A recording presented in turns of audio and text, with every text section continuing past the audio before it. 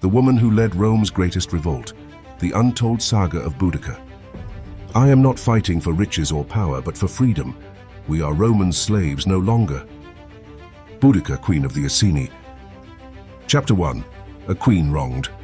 In the 1st century AD, Rome's grip on Britain was tightening like a vice. The legions built roads, raised forts, extracted tribute, and extinguished native sovereignty. But in the lush and wild lands of eastern Britannia, one tribe, the Iceni, still held a fragile alliance with Rome. Their king, Prasutagus, hoped diplomacy would spare his people the iron heel of conquest. But when Prasutagus died around 60 AD, his carefully drafted will, leaving his kingdom jointly to his daughters and the Roman emperor, was ignored. Instead, Roman officials swooped in. They seized Iceni lands, looted the royal household, and worst of all, publicly flogged Queen Boudica and raped her daughters. Rome had committed its gravest mistake. They hadn't humiliated a tribal consort, they had provoked a lioness. Chapter 2. The Rise of a Rebel Queen.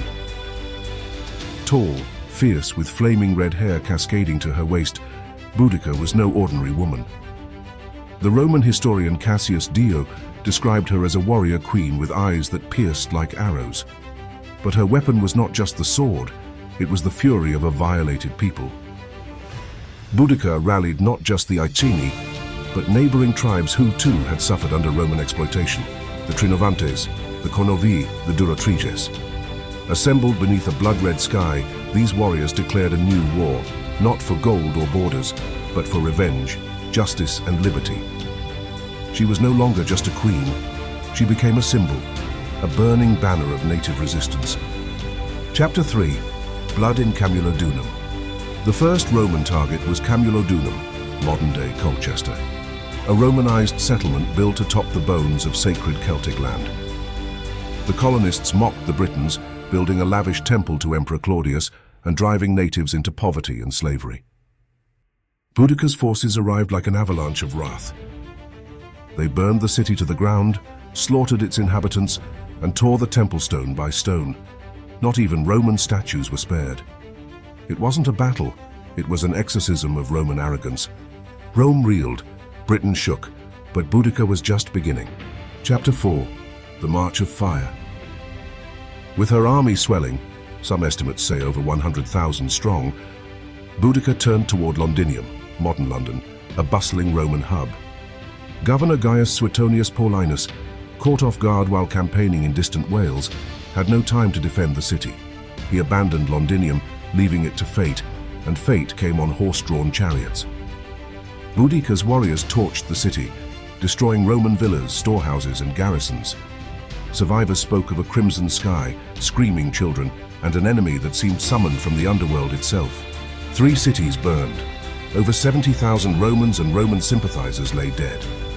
Rome had faced many rebellions before, but never a woman who marched like a goddess of vengeance. Chapter 5. The Final Clash, Watling Street. But Rome would not fall so easily. Suetonius regrouped, gathering a smaller but disciplined force of around 10,000 legionaries. He chose his ground carefully, a narrow defile along Watling Street, hemmed by woods and hills. Boudica's army vastly outnumbered the Romans, but was unwieldy, joined by families, ox carts, and poorly armed tribesmen. The queen gave a fiery speech before battle.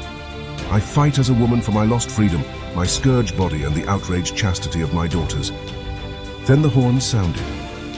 The clash was epic. The Britons rushed forward, but Roman discipline held. The legions formed wedge formations, cutting through the tribesmen like blades through tall grass. The carts behind the British lines became a death trap. There was nowhere to flee. Boudica lost. Chapter 6. The Aftermath and Legacy.